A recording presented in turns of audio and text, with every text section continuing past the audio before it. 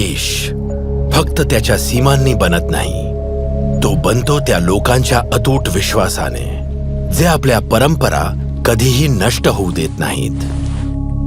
परिचयाचे शिल्पकार तेची गुबिन, पद्मश्री 2026. 1964 मध्ये अरुणाचल प्रदेशातील केबी येथे जन्मले. ते निशी जमातीच्या परंपरांमध्ये वाढले. हा समूह स्थानिक डोनी पोलो धर्मात खोलवर रुजलेला आहे. वयाच्या 4थ्या वर्षी त्यांनी आपल्या आईला गमावले.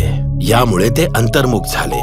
त्यांना चित्रकला आवडत असे आणि ते स्वतःच्या जगात रमून जात असत. चित्रकलेने जगाबद्दलची त्यांची समज अधिक समृद्ध केली. त्यांचा प्रवास त्यांना त्यांच्या गावापासून दूर घेऊन गेला. त्यांनी देशाच्या दुसऱ्या टोकाला असलेल्या नामांकित चंदीगड कॉलेज ऑफ आर्किटेक्चर मध्ये वास्तुकलेचे शिक्षण घेतले आणि 1988 मध्ये पदवी प्राप्त केली. तेची गुबिन यांनी अरुणाचल प्रदेशच्या सार्वजनिक बांधकाम विभागात काम केले आणि नंतर ते राज्याचे मुख्य वास्तु विशारद झाले. अनेक दशके त्यांनी अरुणाचलच्या विकासात योगदान दिले आणि गृहनिर्माण रचना, शहरी नियोजन तसेच सार्वजनिक पायाभूत सुविधांचे बांधकाम आणि मार्गदर्शन या क्षेत्रात ते सक्रिय होते. पण त्यांच्या लक्षात आले की केवळ वास्तुकला पुरेशी नाही, कारण त्यांच्यासाठी सर्वात महत्वाच्या असलेल्या वास्तू अदृश्य होत्या. त्या त्यांच्या लोकांचा सांस्कृतिक पाया होत्या. 3 एप्रिल 1999 रोजी एक प्रचंड जनआंदोलन झालं की आपली संस्कृती हरवतेय, आस्था हरवतेय, ओळख हरवतेय.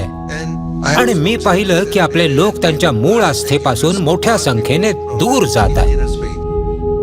माझे वडील पुजारी होते आणि ते लोकांचे मार्गदर्शक होते. मला वाटलं की मी माझ्या वडिलांचा वारसा पुढे चालवायला हवा.